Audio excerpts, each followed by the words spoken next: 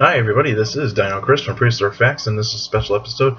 And I decided that the dinosaurs that we'll be talking about today come from the Jurassic one. How about that? And we'll actually talk about the two animals that would have actually come into contact from each other from now and then. But even though they're very different in terms of how they actually behave and also what they ate. So the dinosaurs that we'll be talking about will be Allosaurus and Brachiosaurus. Two dinosaurs that lived in the same time and sometimes the same areas, and they'll actually be the dinosaurs that we'll be talking about today. So let's actually start in terms of the alphabet right now is Allosaurus.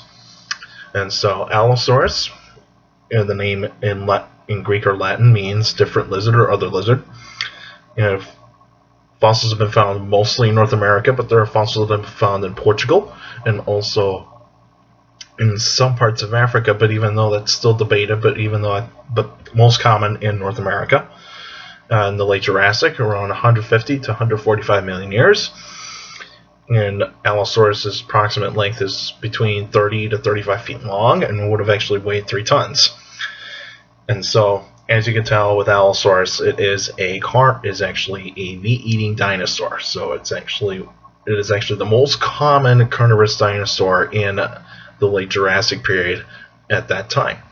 And if you look at the skull here, we actually see here that it's, even though the skull's not really that great, even though it's a smaller scale, we can actually see that it's actually kind of a thin skull, V-shape here. When we actually look at it like this,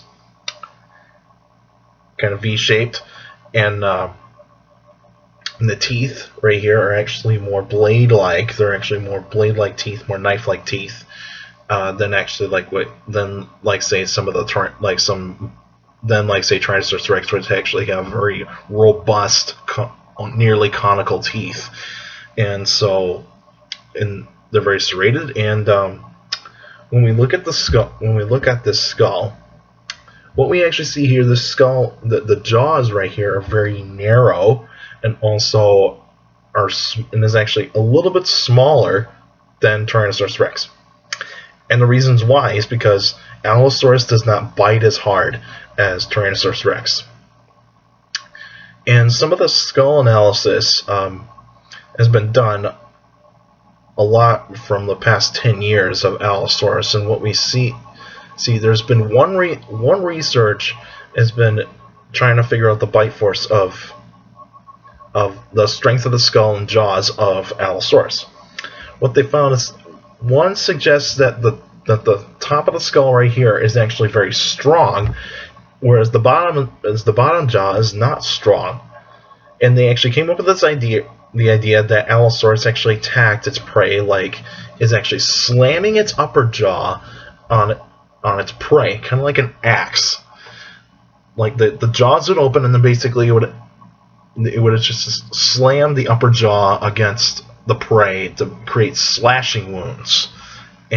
But you see, I have a hard time with that theory, because you see, reasons why is because for it to actually attack its prey like an axe, you would actually have to move the bottom jaw in a 90-degree angle, which is a right angle.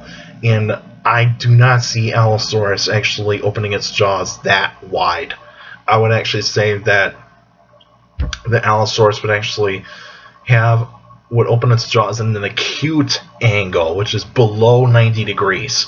So it would actually be I would actually say Allosaurus could actually open its jaws around, or probably between a 60 and 70 degree angle. So it would not actually be a jaw system that is really well equipped to actually be slamming its upper jaw. Because if you're slamming your upper jaw into the prey, then I would actually say that you're breaking your teeth. You're breaking all your teeth in your upper jaw. Because if you hit bone, how do you explain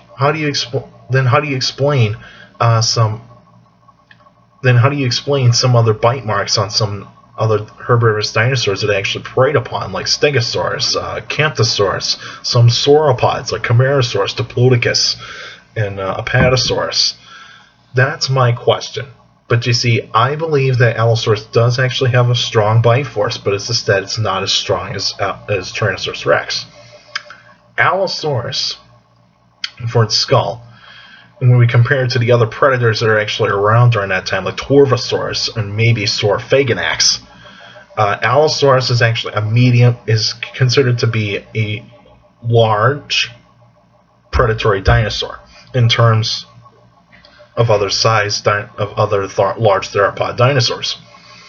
But Tyrannosaurus Rex is larger than Allosaurus, and Tyrannosaurus Rex evolved. It actually came around nearly 100 million years after Allosaurus. So Allosaurus and T-Rex never coexisted, so that's reasons why, because Tyrannosaurus Rex came from the late Cretaceous, whereas Allosaurus came from the late Jurassic. And so Allosaurus, with its body type, we actually do see that it has long arms. With these hands, they have these humongous claws. Now, this is one of the largest claws of Allosaurus that is known, but this is a replica, so don't worry about it. And so Allosaurus, when we look at its claws and its hand, we see that they are rounded. They're rounded right at the base, when you actually look at its circumference. Because when we look at other dinosaurs like Dromaeosaurs, they might actually have a blade-like kind of like structure with their claws and their hands and their feet. That's the reasons why is because raptorial dinosaurs, the Dromaeosaurs, were actually kind of slashing their prey, creating like massive wounds on the prey to actually make it bleed to death. Whereas the claws of Allosaurus were actually more designed for holding on to the prey, not really to slash. If it would actually be slashing its prey, then it would actually be breaking its claws, and that would be a very painful injury. And when we look at some of the Allosaurus specimens, we do see numerous injuries on Allosaurus. Allosaurus was probably one of the most aggressive species of theropod dinosaurs that has ever come across. Because we see broken ribs, we see broken bones in its hands, we see broken bones in its tail, we see injuries and infections in some of the bones. The most famous, with the numerous amount of injuries on an Allosaurus, is called Big Al. And Big Al has numerous injuries on its skeleton. Broken ribs, cracked, basically injury in the hand. And of course, the most famous part of Big Al is the really expanded toe bone, the middle toe bone, which is possibly a bone that was broken and basically got infected. And so that was probably the most painful injury that Big Al actually had to suffer. And when we look at the Walking with Dinosaurs special about Allosaurus, the Ballad of Big Al, we actually do see that it actually did have a pretty rough life, and that pretty much shows that theropod dinosaurs lived a really rough life, living through trying to basically a big fight for survival. Trying to find food, finding a mate, all that sort of stuff, fighting territory and all that kind of stuff. So it would have probably come into contact with other Allosauruses as well, but there's some evidence to support that Allosaurus probably moved in groups, lived in family groups, probably hunted in family groups, considering that the large animals that are around, like your sauropods and your Stegosaurus that are around, you need to attack your prey you need to have multiple individuals to take down that kind of prey. I would think that Allosaurus could take on a Stegosaurus all by itself, but even though when you take on a healthy Stegosaurus, then basically you have no chance. You have no chance because you see, if you're attacking a healthy animal, a full-grown adult, you're not really gonna bring it down very easily. So let's just be honest about that. And there's one bone of Allosaurus right in the midsection, right near the tail, where near one of the vertebrae of the tail that actually connects to the hips. We actually see it has this evulsion, this U shape around the part of the vertebrae that actually has that horizontal angle, horizontal part of the bone of that vertebrae, where it actually has that U-shaped avulsion of basically like something hit the bone and actually just made this like U-shaped impression on the bone, and it really matches. And paleontologists wondered what could have made this injury, and so they looked at the thagomizer or the tail spike of a stegosaurus, and it matches. It's because that the Allosaurus was attacking a stegosaurus, and basically the stegosaurus beat the Allosaurus, and the Allosaurus survived. It's because the bone was healing. And so Allosaurus would have been a very fast predator. Who probably would have run around between 20 to 25 miles per hour, and it was actually one of those predators that is really balanced in terms of its speed. When we look at some other large theropod dinosaurs, considering like say Tyrannosaurus Rex would have been as fast or a little bit slower than Allosaurus, because when you increase in size, you tend to slow down, and so that means more weight, and also you're not gonna be a very agile predator that much. So Allosaurus would have actually been very equipped to actually be an ambush and a pursuit predator. But even though I'd say Albertosaurus is the more complete speed type of dinosaur, where it can actually pursue its prey, and then it can actually ambush its prey. That's why I would say Allosaurus and Albertosaurus are very similar into their hunting styles. But how they kill their prey is very different. And so the animals that would have actually been around it were just a large fauna, really large fauna. And not only Allosaurus actually had to come in contact with larger predators like Torvosaurus and possibly Saurophagonax, but also came in contact with Ceratosaurus. And Ceratosaurus was more of a primitive theropod dinosaur due to the fact that it has 4 fingers. The teeth are not as strong, and also its build is not real, and its body build is not really that strong. So the skeleton, in a way, is not really that strong. So Ceratosaurus is more of an ambush predator. Allosaurus would have actually been able to take on prey head on, so it would actually been able to kill its prey pretty quick, kind of pretty decently, I would say. And of course, extinction for Allosaurus, basically probably new predators came in, and also climate change actually happened as well. Because so when your climate changes and your prey changes, basically you're going to go extinct. And so that's the reasons why. And the other dinosaur that I like to talk about is Brachiosaurus, a dinosaur that's been around the time of Allosaurus. Now, Brachiosaurus is one of those tall sauropods, so it's actually a tall sauropod. When we actually look at its body build. And so Brachiosaurus is actually is one of the famous sauropod dinosaurs. It's the fact it's been in many movies and all that sorts of stuff.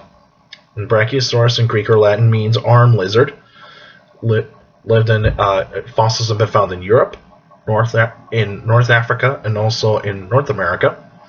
Jurassic period, around the same time as Allosaurus, 150 to 145 million years ago. 85 feet long, and it probably weighed around 30 to 40 tons. So pretty heavy duty sauropod. And so when we look at the build of Brachiosaurus, we actually see that its neck is almost vertical. Now, when we look at some museums that have Brachiosaurus' neck going in a nearly vertical angle, in a nearly vertical line, that to me just doesn't scream out. That to me just says that they probably got the bone structure wrong on how the bones actually connect. I would actually say Brachiosaurus' neck would have gone in an angle, probably between a 45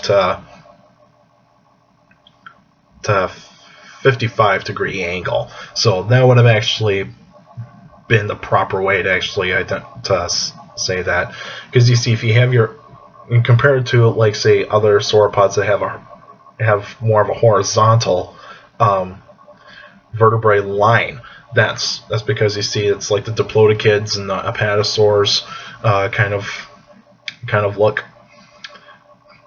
You see, Brachiosaurus would have actually been more adapted to eating plants off of the trees. So it would actually been eating like leaves, some cones, and other kind of seeds that come from the trees, that kind of sort of stuff. But it could kind of also eat some ferns. But even though its teeth are more designed for crushing the plant material from branches. So that's pretty much, I think, what I've actually probably might have been doing in terms of its eating habits. And you see, Brachiosaurus is one of those tall sauropods, so it's actually a tall sauropod, and there's a debate going on whether or not Giraffatitan is actually its own species, or otherwise it's just a larger version of Brachiosaurus, more aged, larger Brachiosaurus. That's a big honking debate. But even though right now it still says that Giraffatitan is its own species, but the jury is still out on that. Now, Brachiosaurus lived in all sorts of environments, and as we can tell by that, but it was first discovered in Africa. But it wasn't very long after that when it was discovered in Africa. They found specimens in North America and also in Europe. That's because, you see, Brachiosaurus would have actually been migrating back and forth from North America and Europe. And so that's probably the reason why we actually see some Brachiosaurus specimens like in Portugal and in Spain. And also we actually see Brachiosaurus specimens in Colorado and Utah and Wyoming. You know, those are the places that have Brachiosaurus specimens that have been found. And basically the Morrison Formation is actually that formation that you would possibly find Brachiosaurus. And when we look at Brachiosaurus, and the other sauropods that were around it were basically Diplodocus, Apatosaurus, Borosaurus, and I believe and also Camarasaurus, if I don't forget. So those were kind of the dinosaurs that were the other sauropods that were around it. The Jurassic was actually the golden age for sauropods, if you actually want to look at that. So the Jurassic was the golden age of sauropods. And we see when we look at the predators that are around you, where we actually see Saurophaganax, Torvosaurus, and also Allosaurus and Ceratosaurus. Now, those predators would not attack a fully grown Brachiosaurus. That's because, you see, when you're big, you don't have any predators that would attack you.